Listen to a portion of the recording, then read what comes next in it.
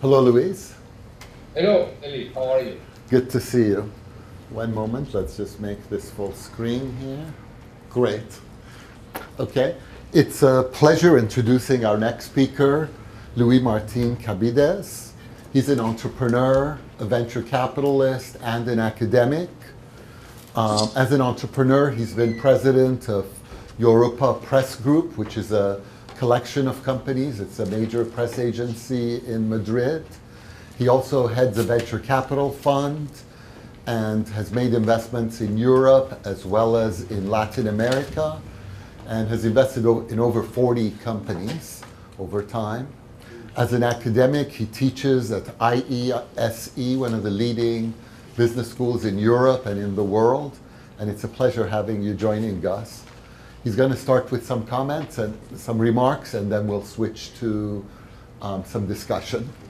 It's yours, Luis. Thank you very much for joining us. Thank you. Thank you very much, Eli. Well, it's a pleasure to be, well, not to be there, but almost to be there. No? As Eli says, I've been a businessman and an investor now, and I'm also teaching. No? So I thought that maybe the best thing would be for me to tell you a little bit about my background and what I do, and then to go very straight into the Q&A and hopefully a very enriching conversation for all of us. No? So for you, just to get an idea, what's my background? I studied at IESE some time ago. That's almost 30 years ago. And I was actually fortunate enough to attend Stanford, and it's a real coincidence that maybe Eli and I shared the classroom, so even if we don't remember, because we were there in '84. I was an exchange student and he was a student there. And then, well, finally ended my studies, and then I joined the Europa Press. Europa Press is a news agency based in Spain. Spain has a very strange background. You know, we had the Franco times, it was a dictatorship, so there was a room for a private news agency, and it was called actually Europa Press because Europa name was quite revolutionary at that time. So it was a very exciting times to be in journalism. But that was a very bad business. That was a very bad business until the technology came and changed everything. And that was in the 90s with the internet. I remember that the first time I was told that there was something like the internet. There's something like 1992 or so. They told me that they had invented something that they could allow our news to reach anybody in the world at zero cost. So that was a huge change for our business because basically until that time, when we want to deliver news to someone, we had to send them to a newspaper. They would print it and then give it to the final user. And at that time, transmission was even more expensive than production of news. So they come and they tell us that someone has invented something that dramatically changes our business, that makes us able to reach anybody, any place in the world with our news at zero cost.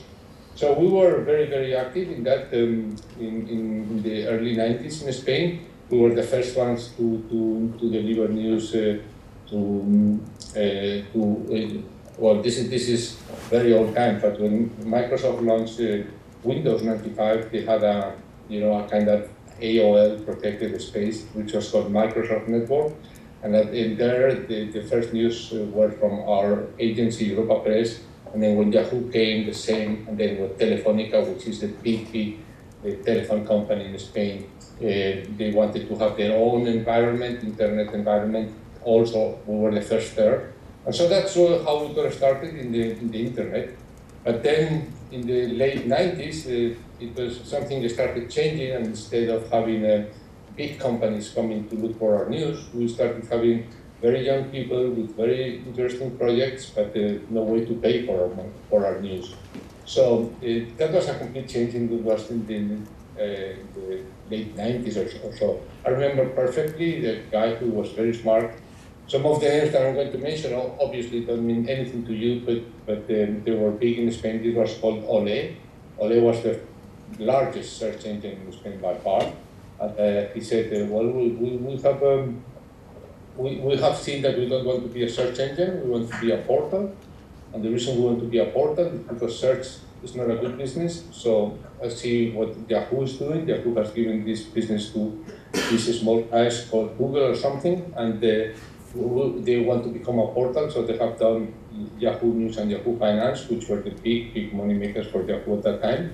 And I want to do the same thing. I want to do Ole Noticias and Ole Finanzas, which is Ole News and Ole Finance in Spanish. So we told them, okay, you know what Yahoo is doing, well, we know what Reuters is doing. Reuters at that time had 5% of Yahoo. And just as a natural extension of my business work, I told them, okay, well, we want to do what Reuters has done. We want to have part of this business. And we got some shares for our news. We did that with 10 companies. And out of 10 companies, we saw that 2 of them became very big successes, which were Ole and Mailer. Mailer was even funnier because the guy comes in and he said in the late 90s in Spain that he wanted to put news on mobile. And now this is obvious, but at that time, mobile, no one used the letters in the mobiles. So SMS was not even big. And we told him, we don't know anything about mobile, we know a few words or a little about news, and this could make sense, so we want to put some money in you, very small amounts. And that's how I got into investment. So I started as a businessman in a business that was revolutionized or disrupted by the internet. Then I started making some investments, and then I went to my school, and I saw a teacher there because I always tried to be good friends with teachers. And he asked me, what are you doing? And I told him what I was doing, and then he told me, well, you know, you're a business angel. So that's when I first learned that I was a business angel. Until that time, I didn't know what I was. Now, since then, I'm a business angel. And that's what I have been doing. I have been just going from news and content to any kind of topic, but always invested in the internet, and that's what I have been doing for the last 10 years. Now I'm a little bit more organized. I have set up a fund, and a very small fund, but I'm still doing the same thing. And what I'm now exactly is what they call an angel fund, because there's a name for everything, and basically it's all part of it. It's a hybrid. Part of it is a business angel, and part of it is a VC fund. The part in which I'm an angel is that I do very early stage investments, and that most of the money is still mine. But the part in which I'm a fund is that I do follow-on investments. And so that's a little bit of my background. I guess that why I'm here is mostly because Eli and I share a lot of interest in the sort of lean startup movement or the lean startup idea or the lean startup approach to starting business. And again, this is something that has come naturally to me. It's not that I decided, it's just that I realized that every time that I make 10 investments, 8 of them go nowhere and 2 will become successes. That has happened to me 4 times already. And I seem to be unable to improve my odds, and it's still 2 out of 10 that come out well. And I have probably learned to live with uncertainty, with unpredictability, and with knowing that much of what happens to a startup is beyond anybody's control. So it's not something that the entrepreneur can foresee. It's no one is to blame if it doesn't work. It's just a matter of having an approach which is much more comfortable with uncertainty and much more experimental. And that's what I really like about this approach. You know, the old idea of you have a business idea, you do a business plan, and then you get financing for it, and then you build it, and then they will come. This is something that doesn't work in uncertain markets and with technology or technology-related businesses in which you have to create markets. So you just have to realize that there's a very limited amount that you can predict, but there's a huge amount that you can experiment. So it's about experimenting and about trying things and see what happens and learning and failing again and learning again, and then in the end you finally find a way to solve the problem. And basically, that's something that I think the requirement is that you just become comfortable with uncertainty, and that's something that is not very natural, particularly in Europe, in which we have been educated in a very, deterministic and very predictable and very. I mean, if something is bad, there should be someone to blame, and if a project fails, there should be someone to blame, and if something does not work, there's someone who did not see it but could have seen it. That's the way we have all been sort of educated. But you make the switch, and then you have to realize that we are in a wonderful, uncertain world in which you have to conduct experiments. So that's as much as I can maybe say as an introduction from here, and I'll be more than happy to see if you share my views or what you think, or if there's anything that you would like to add to this. Great. Luis, I will start. This is Eli. I'll start with a quick question as others get their thoughts together. Do you see any difference? Do you see any differences in working with the startups that you do in Europe in the reputational consequences of failure? Let's say a company or founding team starts a company and it doesn't work out. How is that different in Spain versus the US, particularly in Silicon Valley? Well, so let me put the line. Okay, maybe that will see me better now. Unfortunately, I have to admit it's different, and that's one of the major limitations I see for entrepreneurship here in Europe. It's we have very deep in our heads. We have been educated in this idea that the future is predictable, and if something fails, then there is someone did something wrong. And so if a business fails, the entrepreneur did something wrong. And it's normally associated with carrying some stigma in that he failed because he did something which he should not have done, or he could have studied the opportunity better or whatever. And that's something that I think that the way the reason why that happens in Europe is nothing cultural. I am not a believer in sort of cultural thing. It's more that I think that we have not been familiar enough with entrepreneurship, and we have not seen enough projects fail, and we have not seen enough projects sort of second chance entrepreneurs doing good projects. That's a bad thing. That's a bad thing in general. That's a bad thing for the society. That's a wonderful opportunity for me as an investor, because that allows me to fund investors, entrepreneurs that have failed. And now in my portfolio, I have more than my share of people that failed in the first time and then are now in their second try. And some of my most successful entrepreneurs come from a failure, and so again, that's bad for us as society. But for me as an investor, I have to admit it's an advantage, because it gives me an advantage to fund entrepreneurs that have failed. Actually, just to follow up, typically, how well when you look at your portfolio, your existing portfolio, how good have you been at guessing which are going to be the winners and which are going to be the losers? I have to admit here that I'm terrible at that.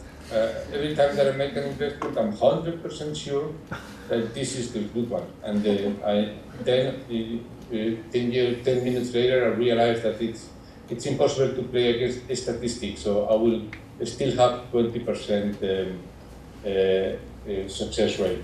But the answer to that is zero. I have no idea of the companies that have that will fail. I have had companies that initially started very well and then they went nowhere, and I have seen companies that I thought would get nowhere and now are the stars in my portfolio. I'm extremely bad at predicting if something will work or not, and I'm extremely bad at choosing which are going to be the best ones in my portfolio. I have just learned to live with it, but at the beginning it wasn't shocking to me. But then, you know, when this happens many times, you see a pattern, and then you start living with it. And the pattern is that I don't know which are the companies that are going to do best, because there are so many things beyond my control, beyond the control of the entrepreneur, beyond what's predictable and what's not. And I think that basically most of these things have to do with not only with with the typical black swans everybody talks about now, about what's the competition going to do. You cannot predict what the competition is going to do, and that's so important in this survival of your companies. You cannot really, you have no clue what other people are going to do 3 years from now, 3 years from now. And that's going to determine whether you have a good business or not. Nobody can predict what all the rest of the humans are going to do. So I think I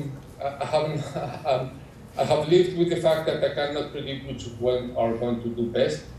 I think that I have to pick companies that or projects that have a good chance of doing doing well, who have good teams, who are pursuing big opportunities. I have a very systematic approach. I'm not like spray and pray. I only do 10 investments per year and I look at hundreds of them.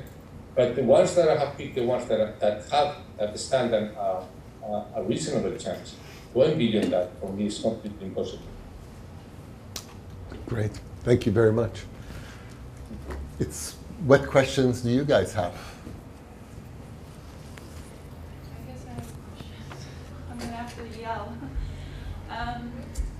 If you have a small percentage of chance that a company will be successful, do you then invest the same amount in each of your eggs in that basket? Mm-hmm. Yeah. If I understood the question was that if I don't know the chances to invest the same amount. Yeah, do you invest the same amount in each company, knowing that any one of them could be successful, No. or any one of them could fail? Well, basically what I do and what most early stage investors do is that you invest, in my case it's something like 200K in like 10 companies per year. Out of those 10 companies, then maybe a year or 18 months later, then you start seeing which ones are doing better, which ones are not doing that well. You cannot be certain, but you have much more information, you have much less risk. And then in those, you more than double your investment. So the answer to your question is initially yes, but I don't want to make this sound like I don't know, like superficial, and I think that investing has nothing to do with gambling or with playing poker. But just for this purpose, I will use that as an example. So yes, initially you sort of put some money so that they give you parts, but then you have to play your part, and you have the opportunity to do different rounds of investments as you see the company progressing. And when you see the company progressing, you have much less risk, and then you can increase your investment. So now what angel funds, and that's what I do, what I am, what characterizes angel fund is that you do very early stages, but then you can do follow-ons. And so that if you see one of your projects that is doing really well, then you double your investment a few times. So in the end, it's very, very different, the amount you end up putting in the companies. Initially it's the same, but just as a start. From then on, you put much more in the ones that are doing better. And that's actually the key profits on your portfolio, because you will make the money on the second round, not in the first round. The first round is just like you buy an option. You buy an option to invest in the next round. And that's it. Basically, that's the key of my investment and angel fund investment strategy. You are an angel fund, you do seed, but you also have money for follow-ons. Thank you. Please, go ahead. I'm just wondering how diversified your portfolio is, and do you look at certain industries? How do you make up your mind on which industry you're going to focus? That's a very good question, because that's something that all investors keep asking ourselves continuously. So, in one extreme, you invest in only what you know. So you are very, very focused, and in the other extreme, you invest in every sector, no? And each investor sort of moves from one extreme to the other. My own and very particular way to invest is very, very close to what I think I understand a little, which is internet. So I only do internet, and I only do internet B2C. So as I said, I started with content, with portal plays and content plays, and then I have evolved from that, of course, very far into marketplaces, e-commerce, and everything. But it has been gradual, and I'm very, very uncomfortable stepping out of that. So I'm very, very focused. I do only internet, only B2C, and only based in Spain. So answering your question, that I know some investors say that you have that I should go broader in my scope, and some investors, which are very smart, say that you should have two specialties. So it's not that you invest in anything, but you should have two specialties that hopefully are uncorrelated. So when one of them doesn't have too many opportunities, then you can move to the other. So maybe say you are a specialist in internet, and then I don't know, in robotics, or you are in the technology and fintech. So things that should not be very close, but you should have at least two specialties to minimize and to diversify your risk. So I'm not very diversified. Hopefully, thanks God, the internet space is large enough, but some investors would say that I should be more diversified than I am. And I'm I have a huge risk concentration in countries, because I invest mostly in Spain and Latin America, and that's something that is probably not very smart. So I have to admit that I'm not very smart in, or that I should improve my investment strategy in some respects. Yes, please. So one of the issues I wonder about from your perspective is there's obviously a lot of people who are looking for money. A lot of entrepreneurs who want to reach you and try to get you to fund their ventures. So I wanted to know, one, how do entrepreneurs reach you? Like, what channels do you find the people who you meet with? And then two, what criteria do you evaluate the entrepreneurs that you meet on? That's two very good questions. If I go too long, just stop me, because asking a teacher for his criteria, that's something like I don't know, like asking for 10 minutes talk. Take your time. I will try to make it short. Okay, first, it's very strange, because sometimes entrepreneurs they say, okay, well, thank you for receiving me, or thank you for talking to me, or thank you for reading my business plan, or whatever. And it doesn't make any sense. I mean, this is my job. This is what I do, and this is this is my job. So my job is to talk to entrepreneurs. The message is very, very easy to reach investors. Very, very easy. You just have to contact them. There are two ways in which you can reach an investor in Spain or anywhere. Two good ways and a bad way. The two good ways are, first, through contacts, meaning that I have 40 companies, which means last time I counted more than 108 co-investors, and at least or let's say if I have 40 and it's 3 entrepreneurs per team, that's 120 entrepreneurs. So there's a lot of people that know me as an investor and that don't know how I work and that I know them very well. So that's the best, definitely the best way to get to an investor is through the contacts and and show up sort of recommended. Recommended meaning by someone, not that, I have this friend of mine who, could you please talk to him? No, someone that says, please, I think this is it. I know this guy and you should take a look at his project. That's by far, and even that has been more than documented, that's the best way to get to an investor. The second is just investment forums in Spain, and I know that in the States, but not that much, but in Spain and all over Europe, there are a lot of investment forums in which entrepreneurs have the chance to present to rooms full of investors. So every business school in Spain and many business schools in Europe have very active investment forums in which anybody can try to has his chance to talk to hundreds of investors at the time.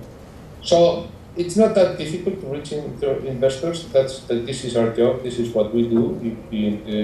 There's nothing strange. We are just like taxi drivers. So how do you reach a taxi driver? Well, you call him.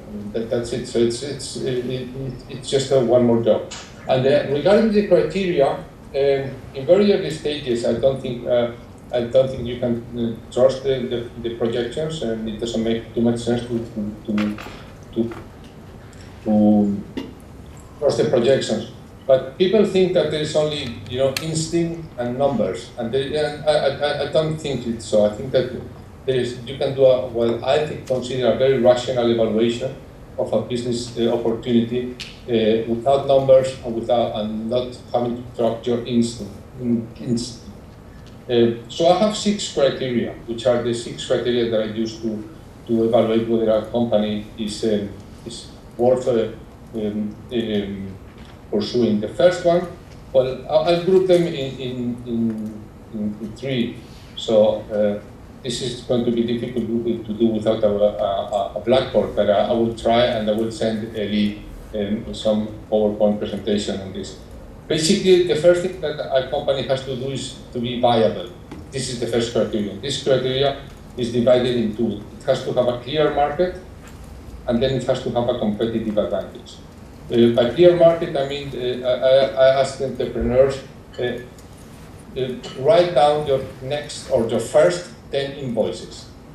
For me, a market is not a need, or a market is not a demand. A market is not something ethereal or metaphysical. A market is like a telephone listing.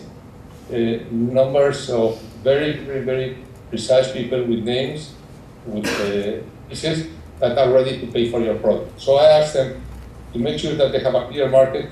Tell me what are going to be your first 10 invoices, like who, exactly what the name, in which address you are going to sell, exactly what, at what price, and what payment conditions. So I think that sometimes entrepreneurs don't really have an idea what the market that they are targeting, and that's for me the first criteria. Clear market, meaning you have to identify by real name, not fictional or archetypes or whatever, a real name who are going to be your first 10 customers. The second is competitive advantage. When an entrepreneur tells me that he has no competition, that's almost the conversation stops there, because that normally means that he doesn't know anything about his market. He doesn't know who are the other players in that market or in that industry. And occasionally, it does mean that there is no one doing the same thing. If there is no one doing the same thing, it's probably not worth doing. So I always tell them, if you have no competition, go and look for it and then come back. So to me, this is the first thing. The company has to be viable, and to be viable, you need a clear market and a competitive advantage. Then the project has to be feasible.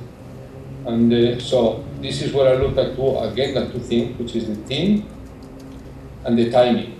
The team, the 3 things that I need is a team A team is something people always mention team, and a team is more than one, and it's not only more than one, it has to be diverse.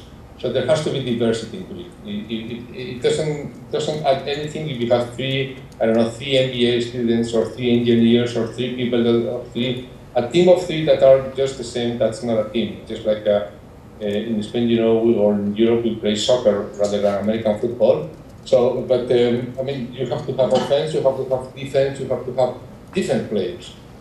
Otherwise, it's not a team. So diversity is key. And that is and then the other thing that I look for in the team is who's the businessman. I don't invest in projects, I invest in businesses, so I want to know who's the businessman. Who's the businessman? It doesn't have to be who has the MBA or whatever, it's who knows what a balance sheet looks like, and how business and how you can hire, how you can fire someone, how you can hire someone, how you have to motivate people. There has to be someone who knows how business is run. The second thing in the feasibility is the timing, which is why is it not too early or not too late? Because there has to be a reason why this is exactly the right time to do this. So now we have a company that hopefully, or a project that hopefully is viable because it has this clear market, it shows competitive advantage. It's not only viable in abstract, it's feasible by this team at this particular time. And then I look at, it has to be also investable. And the investable is completely different from viable. There are hundreds, thousands of projects that are viable and with good things, but that are not investable. To be investable, it has to be basically scalable, very, very scalable. The reason for this is very, very obvious. I mean, if I have say, invested $10 in 10 companies, or $1 each, eight of these dollars will go nowhere because that's my failure rate.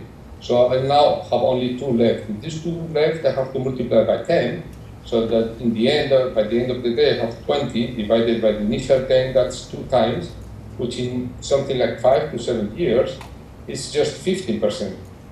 So if you want to have a return of 15%, which is a good return, but nothing to really, I mean, nothing to scream about, in those 2 out of 10 companies that you succeed, you have to multiply by 10. So this is where the scalability comes in. I need a company that has to be able to get really big, and that not only can get big, but that as it gets big, it becomes more and more profitable. And this is something that sometimes entrepreneurs don't understand, is that I'm not looking for viable companies, and they want to say, well, no, this is a viable business.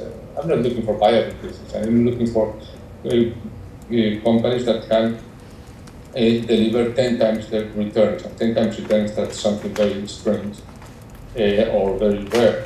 So it has to be scalable, to be investable, and the other criteria is I have to see an exit, which is quite obvious. I mean, I'm a temporary investor, and I'm not there to lead this business to my sons or so.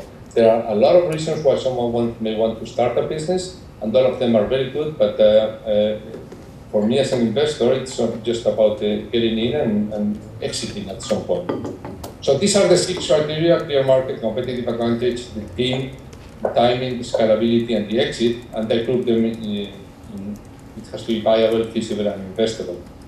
I guess that more than the specific criteria, the message that I like to get through at this point is that it's not numbers, but it's not irrational. So I think you can do a rational evaluation of a business project without getting into looking at the projections of month 3, year 5 in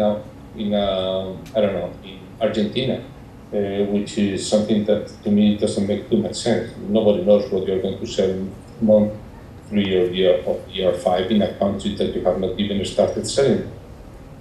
That's I don't know if obviously that was too long an answer, but I warned you that asking the criteria could lead to this. Yes. I have a question. You said earlier that it's kind of cultural, that people are afraid to take risk there. Do you think that has a lot to do with what's going on politically with people not having jobs because other people won't take chances? Or do you think they're blaming the government because they think they should have done something? And are your students like this? Do you find them to be not really amenable to your entrepreneurial spirit? Or do you find that to not be the case? Well, that's very difficult. I think that it's one of the politicians ask me many times what could be done to improve the entrepreneurial spirit, and I think it's a real challenge. I think it cannot be done in 3 to 4 years, which is maybe the politicians' horizon, and so it's very, very difficult. I think that you have to basically start from different fronts and from very early stages. In my opinion, we do have a huge difficult situation, extremely difficult situation, particularly all over Europe, but very particularly in Spain, with jobless rate, getting close to 25%, and the young people having rates that are that. That's something that is, that's a huge problem here. And I don't think that the entrepreneurs or entrepreneurial businesses have a solution for that in the short term. I don't think that the technological startups can create jobs the way in which they are being destroyed. The reason for that is that one of the problems, one of the characteristics of technological or you can even say internet-based companies is that they are extremely efficient. So, that's very good because that creates a lot of wealth for the user. It creates a lot of value for the user and a lot of wealth for the investors and for the entrepreneurs, but it doesn't create too many jobs. So if you look at companies that are extremely valuable and that are not like Google, I think that Google has something like, let me look at it, but I think it has 20,000 employees or something like that, or 12, it's either 20,000 or 12,000. If you give me a second, I can find it out exactly. So Facebook has less than that. Facebook, I think that has 3,000 employees, or Twitter has 2,000 employees. So these companies that create an enormous amount of value for the users and wealth for the entrepreneurs and for the investors, they don't create too many jobs. Even Apple has 40,000 jobs. So 40,000 is, in Spain, and in any economy, that's insignificant. So I don't think that the technological companies have an opportunity to solve this huge problem, which is the unemployment or the jobless rate in Spain. I think that there are sometimes politicians here are expecting too much from us, from the technology sector. I think that it's more traditional industries like the services and the industry that are much more job creators. So there are two things to this. Do I think that the entrepreneurial spirit has to be fostered in Europe? Definitely, because that creates wealth, and in the long term, that's what can be really change our economy and make it more productive. In the short term, I don't think we are up to the task of solving this huge unemployment problem, which gives us every responsible people in Spain are awake at night. And we are not employing our young people. We are not creating jobs fast enough for them, and that's a huge problem.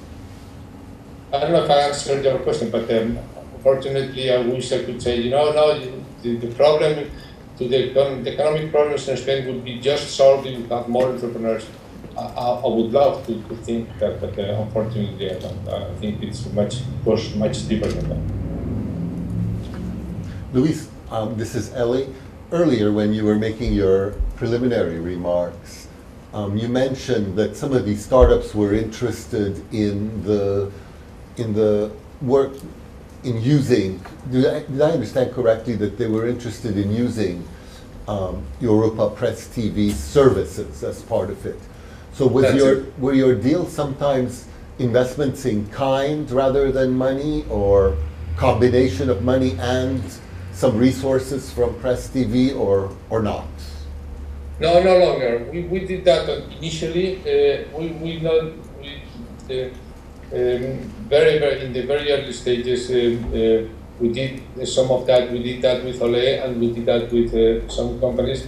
In the end, we very soon realized it was better to differentiate. So we just put money, and if with that money they want to buy our products, we are be more than happy. But money has been a really useful exchange mechanism. So we give them money, and if they want to use that money to buy back and use, that's good. But I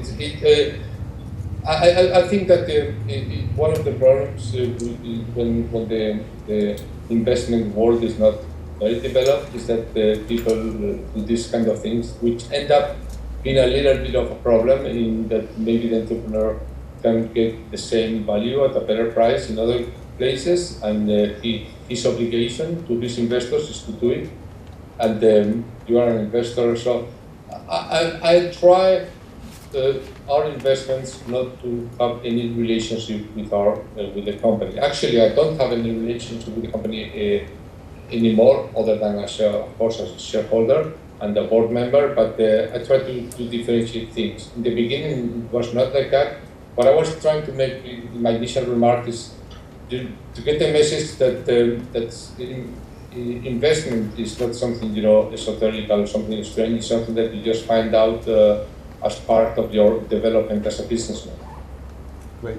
Do you see a lot of Spanish companies having corporate venture capital programs? Now we have a Telefónica with a huge venture capital program in Spain, but that's an exception. Most of the companies don't have this kind of programs, and it's a pity, because I think it's a very good opportunity for entrepreneurs and for the system to really create value to use big companies. So now Telefónica, which is the largest company in Spain, which is the AT&T or I don't know, the big telephone company here. Now they are starting to do it, and with some success, and that's a very welcome effort. Great. Yes, go ahead. What would you say is the most common reason that 8 out of 10 companies that you invest in ultimately fail? Well, it is just like that. Any study that you see says that the survival rate of companies 10 years after founding is 30%. So it's not that I'm very bad. It's just that the way that's the statistics. I think that one of the most dangerous things as an investor, or even as an entrepreneur, or I would say even as a person in any space, is to fight the statistics. Like it's much better to accept them. And that's not me. That's the way the world is. 80% of new companies will fail 10 years from now. And that's it. And the reason for that is not that it's just that the future is unpredictable. So, and there are thousands of ways that a company can fail. It can, in the beginning, it gives you like I don't know, bad feelings that so many companies fail. In the end, it's a source of comfort, because you see, well, failure is part of the game. That's it. So why this happens, I don't know. That's probably the world could be different, but the world you and I live in is a world in which 80% of the companies fail. I understand the statistics, but I was just wondering if you saw any common themes, because say businesses have various elements, and maybe there's certain elements that have a higher frequency of failure, say like the model itself, or the team, or the competitive advantage doesn't last, Or I Yeah. thought maybe there was like a commonality, but if there are thousands and they occur very randomly, then that's... You know, it's of course, you know, in order to survive, I think that you have to do a lot of things, and one of the that is one of the things that I capture in my 6 criteria. But there are, even within these companies that fulfill all these criteria, the failure rate is huge, because mainly the problem here is that no matter how well you build your competitive advantage, you don't know what's in the head of your competitors, and you don't know who are going to be your competitors. You don't know what's happening now in some strange garage in India, in which someone may be developing a product that is just going to crush you. So again, there are a lot of things which help you say this company is not going to work, or the team is incomplete, or this is not a sustainable advantage, and whatever. But the problem is that's not the problem. The problem is when you have something that has a clear market, you know, it has everything. The team is wonderful. It's an A team. Timing is perfect. It's a wonderful business model, and then still it doesn't work. There are, you know, even macro events that you cannot predict. So there are so many things that can make a company fail, and many of them are beyond the control of the entrepreneur. Sometimes they say, you know, that you have to look at the team, and if the team is good. I'm not really sure of that. That's not my experience. Let me elaborate a little bit here. I can give you a pattern of all the good entrepreneurs that I have seen in my life. All the good entrepreneurs that I have seen in my life, they have what they call these bright eyes. I mean, they are committed, they are hard workers, they are, you know, people that go for it, people that have the ability to gather people around them. All the good entrepreneurs that I know are just like that. The problem is that all the bad entrepreneurs too. I mean, the bad entrepreneurs have the same pride in their eyes, they have the same commitment, the same work, they have the same leadership. So if it's the good and the bad, it doesn't allow me to differentiate them. It's just the same. And so if you have a good team, you can be sure that they are going to make it a viable company. Any good team is going to make a company viable. And I think that that's true. But it doesn't mean that it's going to be it's going to be one that can multiply by 10. So I think that a good company can assure you that they will build a viable company, but they cannot assure you that they will build a 10 times return company. And when I say that I have a failure of 80%, it's not that this company necessarily go under. It's that for me as an investor, if they then don't deliver the results, they are a failure, even if they are still alive and if they even reach the break even. So, if we look at it, is there any way that you can, is a team able to guarantee that it's going to bring 10 times return? No way.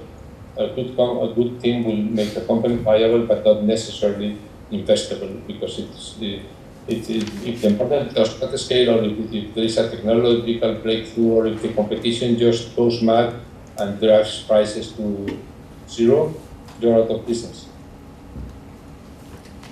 I have another question. Please, question here. Is there any way that you can improve your chances of the company that you're investing in to succeed by maybe partnering them with someone who has experience managing teams? They may not be the one to actually do the work. You know, you may have this amazing team, like you said, but they lack direction or a way to actually bring that amazing idea to fruition. So I know that's probably not your job, but if you're the one investing in it and you want to see this company succeed, would something like that be possible to create a partnership like that? I think it's a very good question in two senses. First, as you said, that's not my job as an investor. Meaning, they have to do that before they come to me.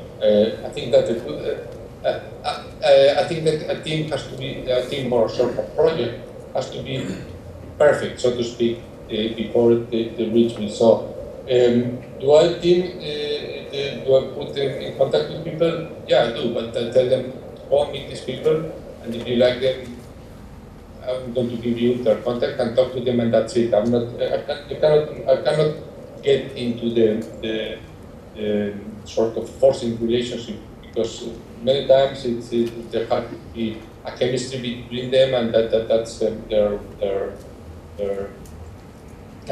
that's for them to resolve. I can only put them in contact. Do I put them in contact? I try and I do constant with not too many good results, but I keep trying. And does that improve the chances of success? I think so, definitely. I think that one of the good things, one of the best things that an entrepreneur can do to improve his chances is to surround him with people that have, I would not say necessarily experience, but that have something which is much more important than experience, which is wisdom. I mean, it's just people that are, I think, sometimes they are my age or even more. It's not about people that have experienced exactly what you're going to go through, because nobody has probably gone what you're going to have. You have gone through exactly, but it's just the wisdom of having seen a lot of companies, a lot of entrepreneurs, and I think that that's extremely valuable, and it definitely does help. Thank you very much. I really appreciate your doing this for us. Thank you very much, Luis. Thank you. We're grateful for your time and your experience.